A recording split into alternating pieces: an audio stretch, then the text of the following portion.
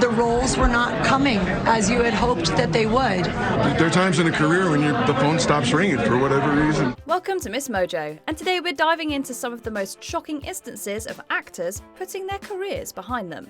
These celebrities are ones who had the courage to open up about why they left, even though many of them have made comebacks since. I'm going to wash my hands of show business and head off. Oh my God, I loved it. It was the best 10 years of my life. Huy Quan. Years before winning an Oscar, the Everything Everywhere All at Once actor had decided to step away from acting. Rather than a voluntary retirement, this was Quan giving up on his dreams. When everyone in their late teens and early 20s and they're just, the whole future is ahead of them, all I saw for myself was just a dead end. There was no road for me to go any further. That was a very confusing time. I was so lost. He had a prolific career as a child actor, appearing in hits like Indiana Jones and the Temple of Doom and The Goonies. However, apparently casting directors weren't too keen on hiring an Asian actor for a major role. He told People magazine that he was, quote, waiting for the phone to ring, and it rarely did. And honestly, ever since I got back into acting, this has been such an emotional journey. I've cried so much where my wife is so sick of me crying. I'm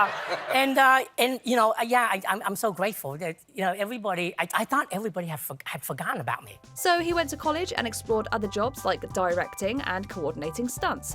Times changed and EEAAO came around to give him a second shot at his dream. And this time, his career took off. 38 years you've been dreaming of being here at the Golden Globes. Wow. You get here tonight, and look what you get. Yeah, that's true.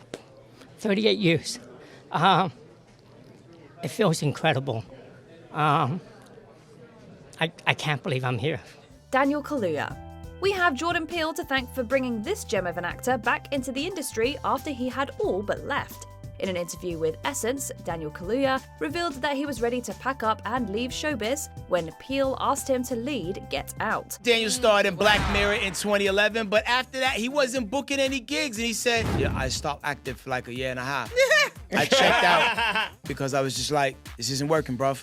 I wasn't getting roles because racism and all this kind of stuff. After not working for over a year, which he attributed to racism in Hollywood, the enchantment of acting had worn off. No, I won't go, sir. He's lying. You've let me down, you've let the service down, and frankly, I think you've let yourself down. But Now get out! Thankfully, Peele came to the rescue with a stellar script that would go on to launch Kaluuya to unprecedented levels of fame. Yeah, it changed my whole life. It's still happening. Is that a good thing or bad thing? It gets better with time. Does it? Yeah. I think I wasn't prepared. I don't think I chose it. I think I chose to make great work. I didn't really comprehend the repercussions of that. Yeah. In terms of my visibility. Lindsay Lohan. The Mean Girls actress is one of many women that Hollywood was particularly harsh on. She rose to fame at a young age and was held to impossible standards. Is it true that a Disney executive asked you at the premiere of that movie if your sister was there? Yes. Michael Eisner.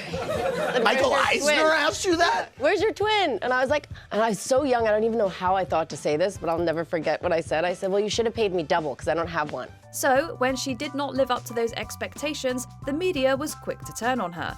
Speaking to Bustle, Lindsay candidly revealed that the negative press and constant paparazzi attention inevitably eclipsed her work as an actress. Lindsay tells Bustle in an interview published on March 14th, quote, I feel like some of my work got overshadowed by paparazzi and all that kind of stuff when I was younger.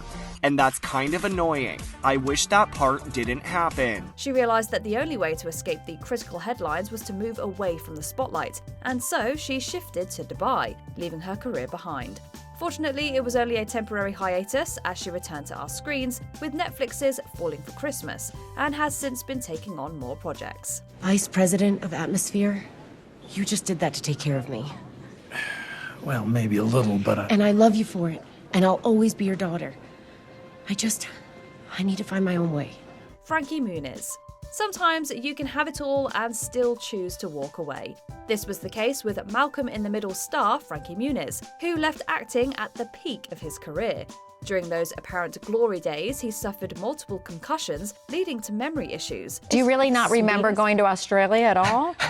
I've seen pictures. I was on top of the Harbour Bridge or whatever, but I don't remember climbing it. His schedule was so jam-packed that he barely had time to look up at the sky, he told Steve-O on his Wild Ride podcast. When I moved here, I realized, as cheesy as this sounds, I started looking up for the first time. Like looking the clouds, the weather, the mountains, the long distance. Yeah, rather than like, I don't know, in LA, I just kind of like kept my head down, like literally kept my head down all the time. So he gave it all up and forged a path for himself in open-wheel car racing, which he was passionate about. Looking back on his choice on the aforementioned podcast, he wondered how life would have turned out if he had continued acting, but assured fans that he did the right thing for himself. I can honestly say, like, racing right now is 100% my focus. I'm doing everything I can every day to be as prepared as possible. That said, we are about to start filming the Malcolm reboot during the season.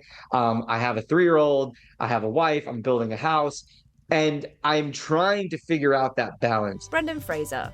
When the George of the Jungle actor was highly sought after in his early days, he faced burnout, physical and mental. To recover, he took some time off, but the break went on longer than he expected when the roles stopped coming in. And he's opening up to GQ about why he's been MIA from Hollywood for the better part of a decade, explaining, quote, "I was going through things that mold and shape you in ways that you're not ready for until you go through them." To add to his difficulties, when he accused Philip Burke, the ex-president of the Hollywood Foreign Press Association, of sexual assault, he believed it put him on a blacklist. "It made me retreat. It made me feel reclusive." Fraser says Burke grabbed him inappropriately in 2003 at a lunch at the Beverly Hills Hotel. Fraser saying he was overcome with panic and fear. The experience had taken a major toll on Brendan, and he dealt with the trauma for a while. It was much later that he regained the confidence to return to Hollywood. Fraser says the claimed incident made him feel ill and like a little kid, and ultimately made him retreat. Meanwhile, Fraser says, quote, "I became depressed, I was blaming myself, and I was miserable." When he did, it didn't take him long to soar again, as he bagged an Oscar for The Whale. Now that's inspiring. Mara Wilson. Arguably one of the biggest child stars Hollywood has ever seen, had a terrible time growing up under the spotlight. Mara Wilson, who stole hearts in films like Mrs. Doubtfire and Matilda, said that she could not keep up with the unrealistic beauty standards of La La Land. When did you decide to break up with Hollywood? It was sort of a mutual breakup. When I was a teenager, Hollywood wasn't really that into me anymore, and I thought Hollywood was tedious and superficial. A rough patch followed, where she stopped being considered for roles that she wanted because of her appearance. And then deciding to leave it. You also get very personal. Is it cathartic to write about things like the loss of your mother at such a young age, or being diagnosed with obsessive compulsive disorder? Yeah, it definitely is. It's definitely cathartic, and I think that it's sort of like, if I can help people, I have this platform. At the time, she had developed a toxic relationship with acting after the passing of her mother, calling it a crutch that she was dependent on to cope with the grief. I thought that my mother had never gotten a chance to see the movie, but he said he actually brought a print of the movie to her while she was sick. Riddled with self-doubt, she no longer enjoyed the craft and decided to quit.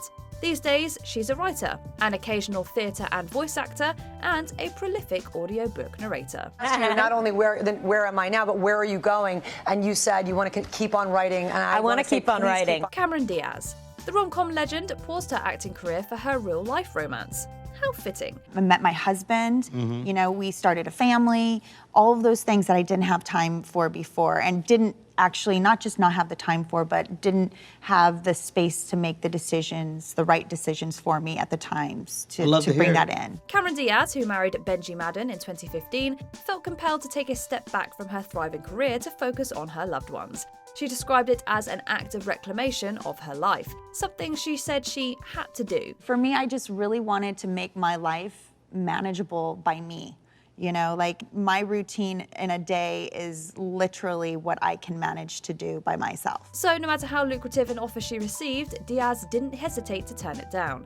Instead, during her break, she spent time with her two lovely kids, Radix and Cardinal, and directed her creative energy towards her wine brand, Aveline. I said no to everything. Other than for my wine, I started a wine company called Aveline. That was what I was putting most of my focus on if I was doing anything other than just sort of being a mom and living my day-to-day. After over a decade, she responded to Hollywood's call and starred in the Netflix blockbuster Back in Action. Welcome back, Queen. Back in my day, children, 10 years ago, lots changed. It's a lot of change. Michael J. Fox. Decades may pass, but the impact this storied actor has had on Hollywood will remain indelible. Michael J. Fox, who had been acting from a young age, gave us unforgettable classics like Family Ties and Back to the Future. Even when he was diagnosed with Parkinson's disease, he had no intention of slowing down. Parkinson's is a gift. It's a gift that keeps on taking, but it's a gift. Every time I see you, I can see it's taken a little bit more of something. It's been 30 plus years. There's not many of us that had disease for 30 years. Unfortunately, by 2020, his condition started affecting his ability to memorize and deliver lines. He referred to this as a game breaker in his memoir, No Time Like the Future. An optimist considers mortality. What about acting do you miss, and might you ever see yourself getting back in that spotlight in some capacity? I can see now because I'm in this situation, man. I was good at it. However, acceptance followed as he told Empire he was peaceful about moving on. Since retiring, Fox has performed with Coldplay, is raising awareness for Parkinson's, and prioritising his family, but has kept the door open for a comeback. A biomarker for Parkinson's, which could mean faster diagnosis and treatment. This is, changes everything. I know with where we are right now, in 5 years, they will be able to tell if they have it, be able to tell if they're ever going to get it. We'll know how to treat it. Rick Moranis. I think I still have a pair that is very similar to that. These have been in and out of style multiple times since the movie. To fans of the Ghostbusters actor, his retirement was a heartbreaking deal. In Rick's own words, he has no regrets whatsoever, he told The Hollywood Reporter. Moranis didn't originally intend to retire, but wanted to take some time off to care for his young children after the death of their mother and his wife, Ann Belsky, in 1991. Unexpectedly, the break got longer and longer, and we didn't hear from him until 2020. The short spate of films that I was in the 80s happened to coincide with a renewed interest in science fiction. He was reportedly in talks to join a sequel of Honey, I Shrunk the Kids, but it was shelved. Later that year, he made a cameo in Ryan Reynolds' Mint Mobile ad at his behest and made headlines after he was attacked by a man in New York. Unfortunately, that's all she wrote. What does that film mean to you 30 years later? Just how much fun it was. Before we continue, be sure to subscribe to our channel and ring the bell to get notified about our latest videos. You have the option to be notified for occasional videos or all of them. If you're on your phone, make sure you go into your settings and switch on notifications. Daniel Day-Lewis. I felt the war demanded it. My oath demanded it. I felt right with myself, and I hoped it was legal to do it. I'm hoping still. The Lincoln lead has spoken candidly about his desire to leave acting on multiple occasions. He even went through with it once in the late 90s, when he dedicated months to learning the art of shoemaking from footwear craftsman Stefano Bema in Tuscany, Italy. However, when he announced that he'd be concluding his celebrated career in 2017, he was determined to stick with it. Daniel Day-Lewis is retiring from acting. His spokeswoman confirming the news, saying Daniel Day-Lewis will no longer be working as an actor. He is immensely grateful to all of his collaborators and audiences over the many years. This is a private decision and neither he nor his representatives will make any further comment on this subject, end quote. Talking to W Magazine, he defined the urge to quit as an impulse that became a compulsion. Here's my theory about Daniel Day-Lewis. I think he's going to come back as another actor. And fool us all. Yeah. There's going to be some young guy on the scene that's in like a bunch of indies and they're like, he's amazing, and we're going to be like, that was Daniel Day-Lewis. Even so, it didn't take him long to return.